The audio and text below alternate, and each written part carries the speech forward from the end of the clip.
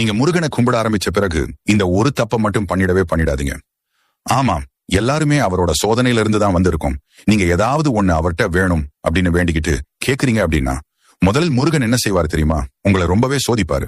எப்படி அந்த சோதனை இருக்கும் அப்படின்னா, நீங்க எதை கேட்டு அவர்கிட்ட வந்தீர்களோ, எதுக்காக அவரை வேண்ட ஆரம்பிச்சீங்களோ அது வேண்டவே வேண்டாம் அப்படின்னு சொல்ற அளவிற்கு உங்களை போட்டு சோதிப்பாரு. அந்த சோதனையை எப்படியாவது தாக்கு பிடிச்சு நின்னுடுங்க. வேண்டாம் அப்படின்னு மட்டும் சொல்லி அதை கைவிட்டுறாதீங்க. முதல்ல ஒன்றை ஞாபகம் வச்சுக்கோங்க, எந்த ஒரு பொருளும் நமக்கு ஈஸியா கிடைச்சிட்டா நமக்கு அதோட அருமை தெரியாது. அதே ஒரு விஷயம் நமக்கு ரொம்ப கஷ்டப்பட்டு பல தோல்விகளுக்கு அப்புறம் கிடைக்கிறது அப்படின்னா அதோட அருமை நமக்கு நல்லாவே புரியும். அது மாதிரிதான் முருகன் மேல் இருக்கும் நம்பிக்கையும். நீங்க கேட்ட உடனே அவர் அதை செய்து விட்டார் உங்களுக்கு. அதோட அருமை என்னைக்குமே புரியாது. அவரது பக்தர்களை அவர் எப்போதுமே கைவிடவே மாட்டாரு. முருகன் பக்தன் அப்படின்னா சும்மா இல்லை. வாழ்க்கை அப்படி ஒன்றும் எளிது இல்லை.